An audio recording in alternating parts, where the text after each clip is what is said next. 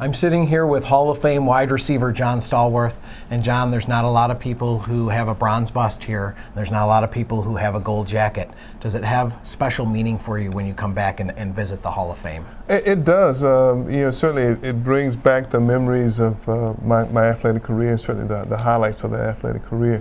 But to think that you went through a career, you worked, you sweated, you bled, you overcame injuries and adversities, and that at the end of that a select group of folks thought that you were worthy to be considered one of the best that's ever done that at your position.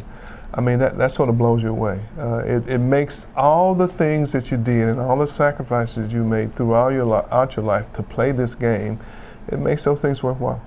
And you're gracious enough to come back here and talk with students as part of the Hall of Fame's Heart of a Hall of Famer program. And you, as you're talking to that group, I'd like to go back to John Stallworth as a teenager. What were some of your dreams and aspirations when you were in high school? Let me say that I was a very clumsy high school football player, and I constantly tripped my own self up. I didn't wait for somebody to tackle me. I kind of tripped my own self up.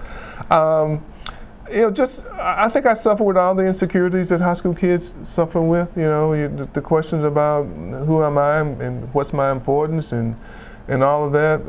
I love to play football. I felt I had a God-given ability to catch a football. Unfortunately, we didn't have a quarterback in college, so I didn't get in high school, so I didn't get a chance to do that. But I was the typical, clumsy, insecure high school kid. But I was blessed to have some very good people in my life. My mom and dad were there, some great football coaches, some phenomenal teachers, and people in the community that took a liking to a little skinny kid and wanted to do some things to help him along. So I got through it because of the people that I was blessed to have around me.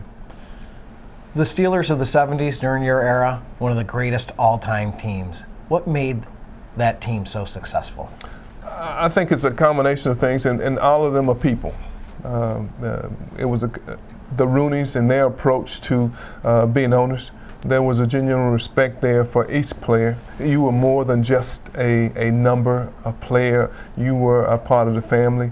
Art Rooney Sr., the chief, cared about each one of us as a player, asked about our family, was legitimately concerned about our family. So we felt we were more than just a number to him. Chuck Noll respected us, and Chuck was a teacher.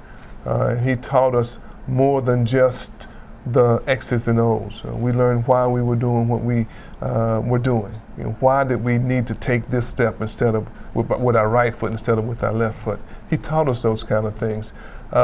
He told us truths about his life, and that we could apply not only to our time on the football field, but also to things that happen in our lives.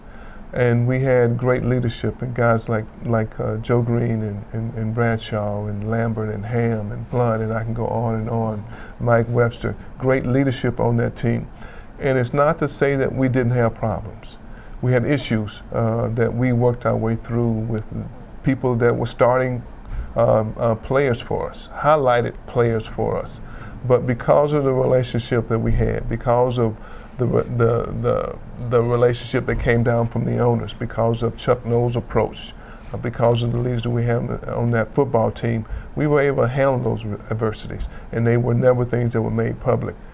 Yes, we had talent, but we also had some special relationship that got us through some very difficult times. Well, thank you, John. This has been great. Spending a few minutes with Hall of Fame wide receiver John Stallworth. Thank you.